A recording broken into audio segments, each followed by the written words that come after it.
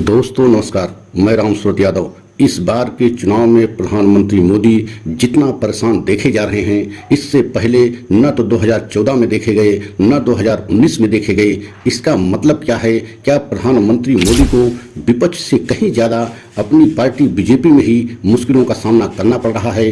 और सबसे बड़ी बात आज हम जो बताने जा रहे हैं, आरएसएस को लेकर के बताने जा रहे हैं। क्या आरएसएस खुद नहीं चाहता कि इस बार प्रधानमंत्री मोदी तीसरी बार सत्ता में वापसी करें? क्योंकि आपने देखा है 2014 में और 2019 में आरएसएस ने बहुत बढ़ चढ़ करके चुनाव प्रचार प्रसार किया था। आपने यह भी देखा है कि गली गली में, मोहल्लों में, गांव में, यहाँ तक कि घरों घरों तक जो है आरएसएस के कार्यकर्ता जाते थे और प्रचार प्रसार करते थे। लेकिन इस बार आपको ये कार्यकर्ता आरएसएस के बिल्कुल नहीं दिखाई दे रहे हैं। ऐसा क्यों है? कि क्या आरएसएस भी चाह रहा है कि प्रधानमंत्री मोदी तीसरी बार सत्ता में वापसी न करें? और आज हम इसी पर बहुत बड़ा खुलासा करेंगे कि क्या बीजेपी के कुछ बड़े बड़े नेता और आरएसएस स्वयं इस बात को नहीं चाह रहा है कि प्रधानमंत्री मोदी जी तीसरी बार सत्ता में वापसी करें। तो आज हम इसी पर पूरा खुलासा करेंगे। लेकिन आप लोगों से निवेदन है कि अगर हमारे चैनल पर पहली बार हैं तो चैनल को लाइक सब्सक्राइब कर लें और वीडियो को अंत तक जरूर देखें, तभी पूरा सच समझ में आएगा।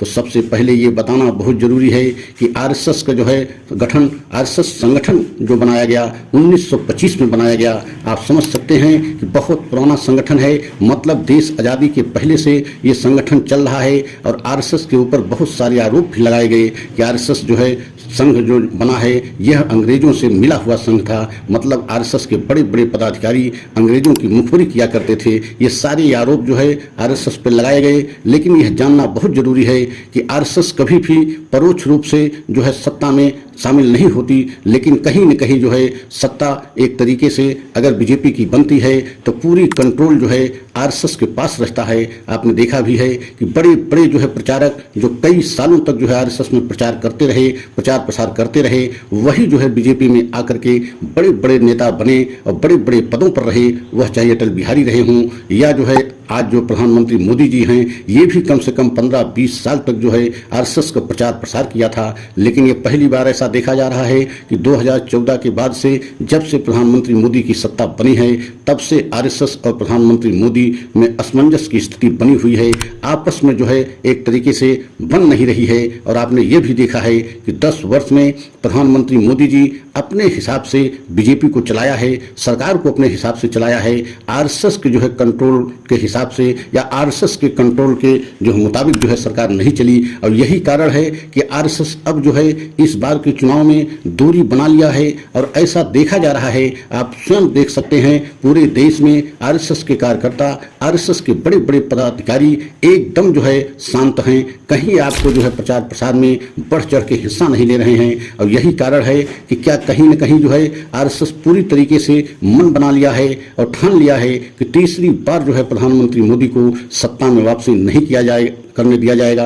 अगर ऐसा हुआ भी तो आप जानते हैं कि बड़े बड़े नेता जो नितिन गडकरी जैसे नेता, मतलब आरएसएस के बहुत ही खासम खास, या ये कहा जाए कि मोहन भागवत के बहुत ही खास हैं और मोहन भागवत आरएसएस के प्रमुख हैं। तो क्या आप समझ सकते हैं कि इस बार बीजेपी के बड़े बड़े नेताओं में भी असमंजस की स्थिति बनी हुई है। और खासकर प्रधानमंत्री मोदी को लेकर के कि अगर बीजेपी जीत भी जाती है तो प्रधानमंत्री मोदी को सत्ता से दूर रखने के लिए उनके स्थान पर आरएसएस किसी अन्य को चाहता है। और यही कारण है कि इस बार के चुनाव में आरएसएस की भूमिका एकदम जो है निष्क्रिय दिखाई दे रही है। और आपने देखा भी है कि पूरे देश में आरएसएस के बहुत बड़े स्तर पर कार्यकर्ता हैं। और हर चुनाव में आपने देखा है, चाहे 2014 का चुनाव रहा हो, चाहे 2019 का चुनाव रहा हो, दोनों चुनाव में आरएसएस के कार्यकर्ता गांव में, घरों घरों तक, मोहल्लों में, गली गली में जाकर के घर घर लोगों को समझाया था। और जो है उन्हीं के बल पर, उन्हीं के जो है कठिन परिश्रम से 2014 में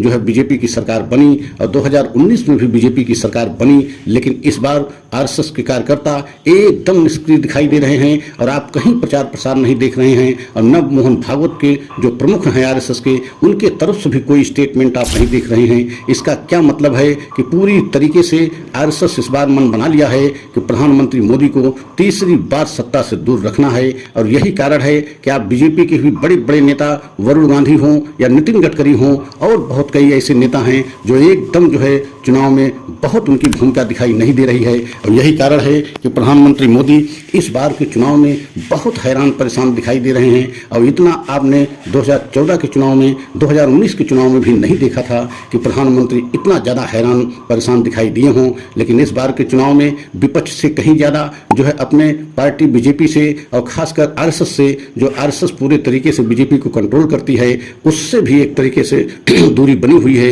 यही कारण है कि प्रधानमंत्री मोदी की बहुत मुश्किलें बढ़ गई हैं। और आपने को ये भी बताना बहुत जरूरी है कि बीजेपी का गठन जो है अटल बिहारी वाजपेयी पूर्व प्रधानमंत्री, जो स्वर्गीय प्रधानमंत्री हैं इस समय, उन्होंने किया था। लेकिन आपने यह देखा है कि भले जो है स्वर्गीय अटल बिहारी वाजपेयी जो है बीजेपी के गठन किया हो, लेकिन कभी भी जो है आरएसएस के जो है हमेशा जो है बीजेपी पर कंट्रोल हमेशा बना रहा। लेकिन जब से प्रधानमंत्री मोदी जी जो है प्रधानमंत्री बने हैं, तब से आरएसएस की और बीजेपी की आपस में पूरी तरीके से बन नहीं रही है, असमंजस की स्थिति बनी है।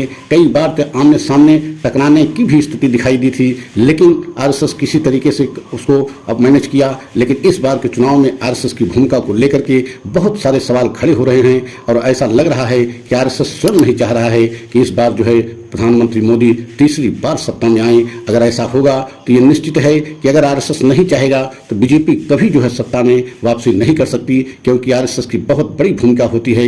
आरएसएस के इतने अधिक कार्यकर्ता हैं, इतने जो है गांव घरों मोहल्लों गलियों तक उनके जो है कार्यकर्ता जो है पहुंचे हुए हैं कि उनकी अगर जो है एक तरीके से प्रचार प्रसार नहीं रहेगा तो बीजेपी के लिए बहुत बड़ी मुश्किल हो जाएगी। और यही कारण है कि आने वाले समय में बीजेपी की मुश्किल और बढ़ेगी। अगर हमारा वीडियो अच्छा लगा हो तो लाइक सब्सक्राइब करें, कमेंट के द्वारा अपनी राय अवश्य दें। अगला वीडियो पुनः लेकर के आएंगे। जय हिंद।